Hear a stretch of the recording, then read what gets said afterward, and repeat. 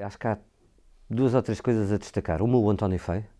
Foi uma presença super marcante na minha vida. Eu tive com ele uns 7 ou 8 anos em Benfica. Comecei, pode-se dizer, com ele. E é uma pessoa que me influenciou muito na forma de estar dentro do meio. Uh, Depois diria que a seguir ao António, talvez o Depois da Uma, o grupo que eu fundei com o Rui Guilherme Lopes, e onde comecei a encenar, e que me marcou muito por várias experiências que fizemos lá, dentro daquilo que nós achávamos que devia ser o teatro e a forma de trabalhar dos grupos.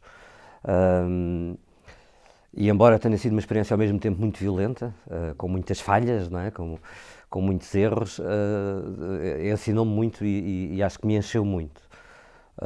Depois, os Artistas Unidos dentro da capital, acho que foi uma época também muito marcante na minha vida. E finalmente, talvez o ter dado aulas numa escola de circo, que embora possa parecer que não tem muita influência com o teatro, acho que os alunos me ensinaram muito do ponto de vista de uma nova forma de olhar para as coisas. Eles nem se aperceberam disso, mas as grandes discussões que eu tive com eles ensinaram-me bastante também.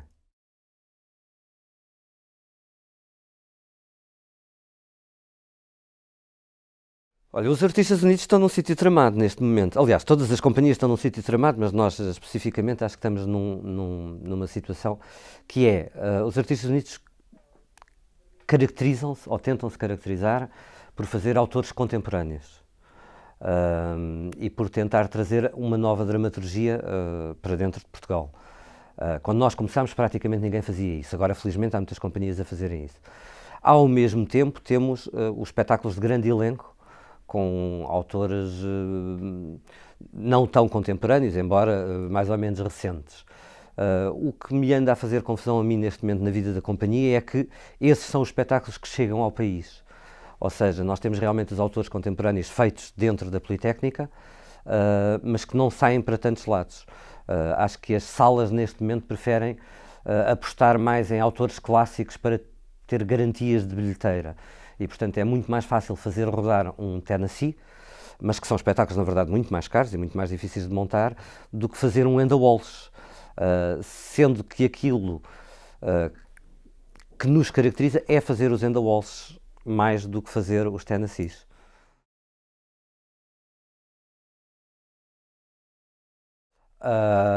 É uma mistura entre este texto dos Aliens e o texto do cinema. Eu tenho sempre um conflito muito grande dentro de mim porque vejo dois tipos de teatro possíveis. Este teatro que faço com os Aliens e que tem mais a ver com os Artistas Unidos, que é um teatro feito de silêncios, de contenção, de foco, e eu acho que ela aí trabalha. Ela realmente é uma autora de pormenores, tanto no texto como na forma de representar. E esse lado que o Aliens tem das coisas que não são ditas, porque os silêncios é uma das partes mais importantes do texto. Ela tem uma coisa muito engraçada que é, as frases são completamente banais e ganham uma dimensão completamente diferente por terem silêncios a seguir. Ou seja, eu estou a dizer dói-me o pé, mas o facto de eu me calar a seguir significa que eu não consigo seguir esse raciocínio, e é esse momento de silêncio que faz com que a frase tão simples como dói-me o pé se transforme em algo que tem uma dimensão completamente diferente. Portanto, podia dizer que isso era uma das coisas que me atraía bastante no texto. Acho que tem duas ou três.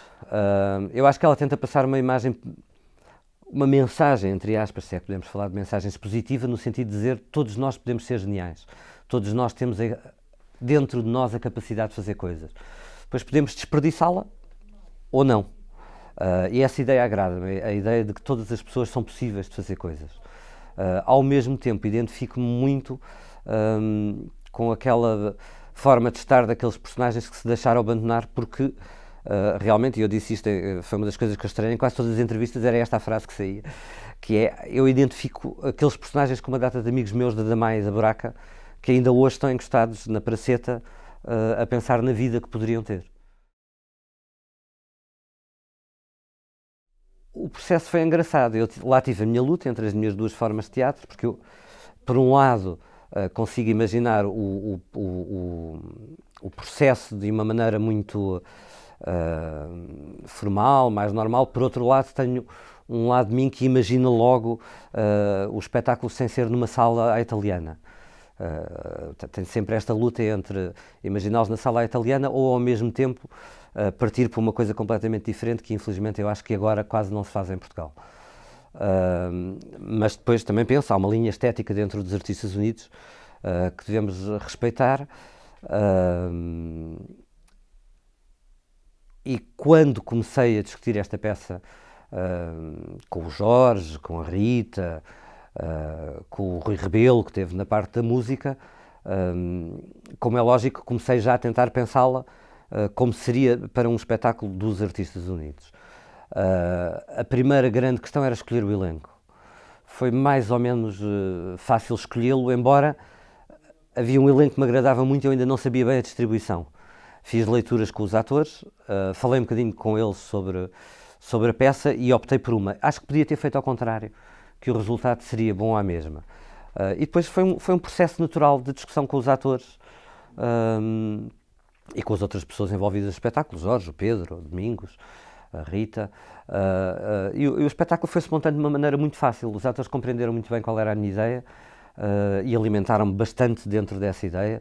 Tanto o Afonso como o Pedro Queiro, como o Pedro Batista, há muitos Pedros neste espetáculo. E nós fomos, no fim de cada ensaio eu ia dizendo o que é que achava, no fim, a meio. Eles iam discutindo comigo as ideias deles e foi realmente... foi sendo construído quase sem conflitos, embora há sempre questões que nós de repente olhamos e pensamos, aquele corpo tem que ser mais quebrado. É um corpo muito enérgico para o personagem que está a fazer. Mas isso são as nuances do trabalho que dão gozo, né? Tanto a mim como à pessoa que estava a trabalhar de lado de lá.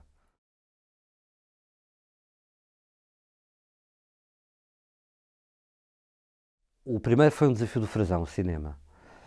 E foi um desafio que eu aceitei exatamente por ver essa subtileza na forma de escrita dela. Ela tem uma coisa que eu acho que é maravilhosa, que é, ela fala de imensos assuntos, quase sem tu dares por isso. Por exemplo, todas as personagens estão nas margens. O cinema eram as pessoas que ficavam depois de acabar a sessão de cinema a limpar a sala. Nos Aliens são as pessoas que estão na parte de trás do café e que mesmo quando pensam em mudar-se de sítio têm uma lista de cidades, todas elas nas margens dos Estados Unidos. E essa subtileza com que ela vai aos vários assuntos é uma coisa que me atrai porque me faz confusão quando nós vamos falar dos assuntos e os carrapachamos na cara das pessoas. Depois, este trabalho do silêncio e da contenção, que é um bocadinho anti-carraca e que me traz um certo desafio que me agrada bastante. É uma área que eu acho que eu consigo mais ou menos dominar, dentro da presunção possível, mas que ao mesmo tempo não me é a minha área natural. E esse desafio de tentar partilhar essa minha dificuldade com os atores também é uma coisa que me agrada e que nela é muito trabalhado. Embora no cinema fosse trabalhado com um movimento quase performático de limpeza da sala cena após cena, cada vez que a cena começava era uma bancada de cinema, uma plateia, a sala estava completamente suja, numa espécie de purgatório. Eles todos os dias tinham a mesma tarefa de limpar a sala. Nos Aliens é ao contrário, não há nada. O que torna as personagens ainda mais desamparadas, porque as outras, embora tenham um sentido que pode parecer, lá está, um inferno repetido, tinham um sentido na vida. Estas duas não têm nada e ainda torna essa realidade mais crua, mais bruta, e isso também me agradou bastante.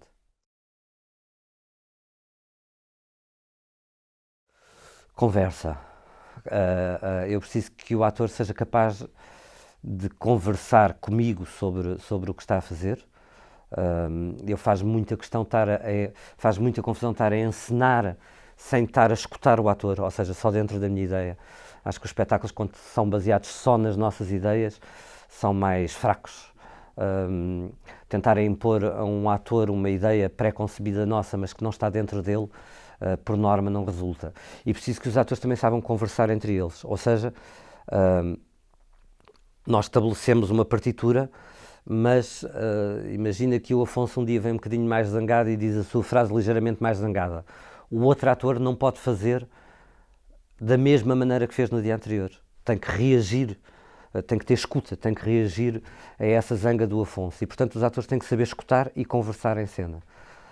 Atores que fazem exatamente o mesmo todos os dias, acho que para mim é muito mais difícil trabalhar com eles, porque é sinal que não estão a viver na realidade aquele momento. Nós temos que variar dentro de certas regras que combinamos, mas temos que saber poder variar um bocado para a conversa ter sentido. E depois abertura para as propostas que eu possa eventualmente fazer.